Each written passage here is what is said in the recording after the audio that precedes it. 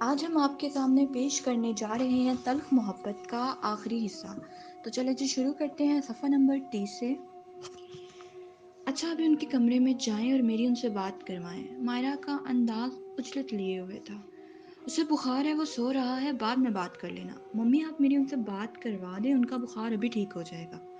وہ بے فکر سی ہنسی تھی۔ یہاں بھائی بخار میں بھنک رہا ہے اور وہاں ہنسی ہی بند نہیں ہو رہی تمہاری۔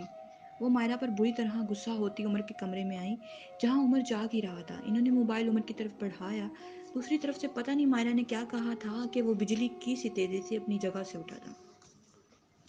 بس تم تھوڑا سا انتظار کرو، میں ابھی آتا ہوں۔ صفحہ نمبر 31۔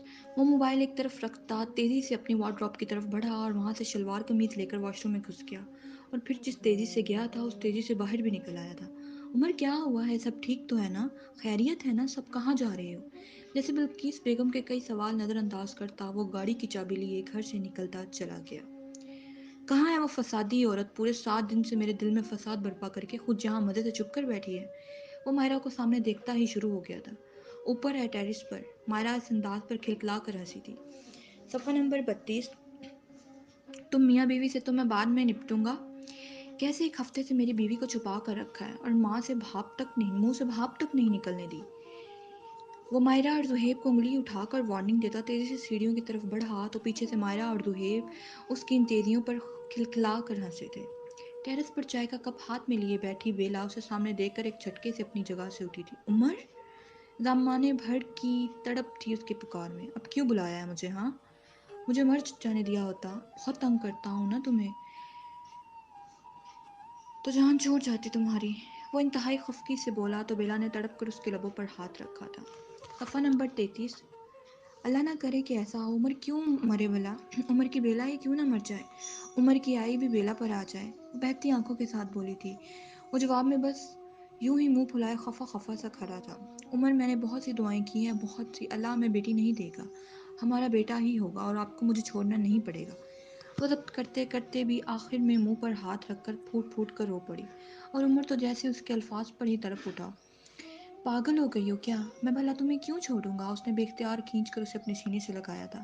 آپ نے کہا تھا نا کہ اگر بیٹی ہوئی تو تم مجھے اس گھر میں نظر نہ آنا۔ اس کے سینے پر سر رکھ کے وہ بکھر سی گئی تھی۔ صفحہ نمبر 34۔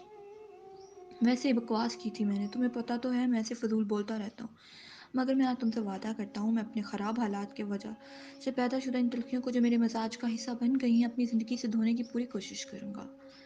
اور اولاد تو اللہ کی بہت بڑی نعمت ہے، چاہے ہمارا بیٹا ہو یا بیٹی، میں اسے تمہارے ساتھ مل کر اس دنیا میں آنے پر اچھے سے ویلکم کروں گا، اور تمہیں بھی دوبارہ یوں خود کو مجھ سے دور کر کے میری جان نکالنے کی کوشش مت کرنا، اور میں اور تمہیں چھوڑ دوں یہ کبھی سوچنا بھی مت۔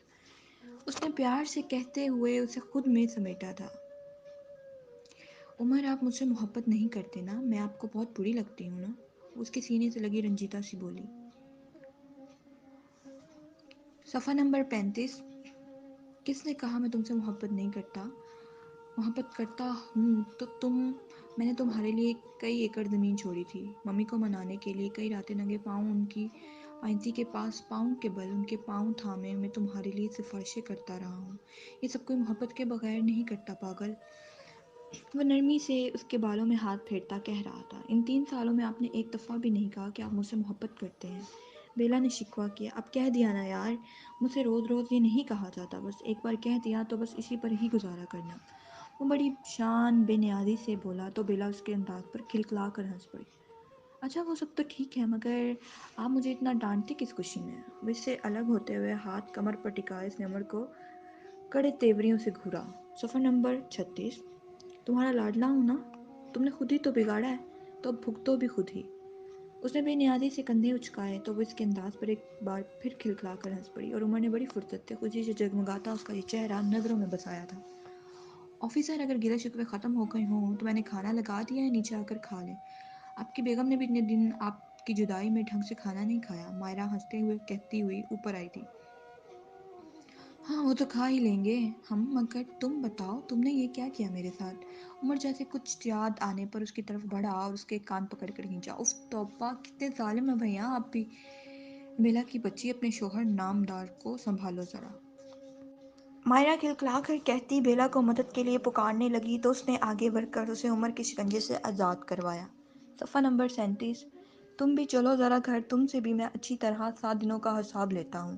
مائرہ آگے چلی گئی تو عمر نے اسے دیکھتے ہوئے شرارت سے ایک آنکھ دبائی تو بیلا اس کی بات پر بری طرح سرخ ہوئی۔ آپ آرام سے چلیں، بس نیچے ہر وقت فضول بولتے رہتے ہیں۔ وہ ہنستی ہوئی اس کا ہاتھ پکڑتی نیچے سیڑھیوں کی طرف بڑھی تھی۔ تو بس یہاں پر ہم خوبصورت اختتام کے ساتھ کہانی کا اختتام کرتے ہیں۔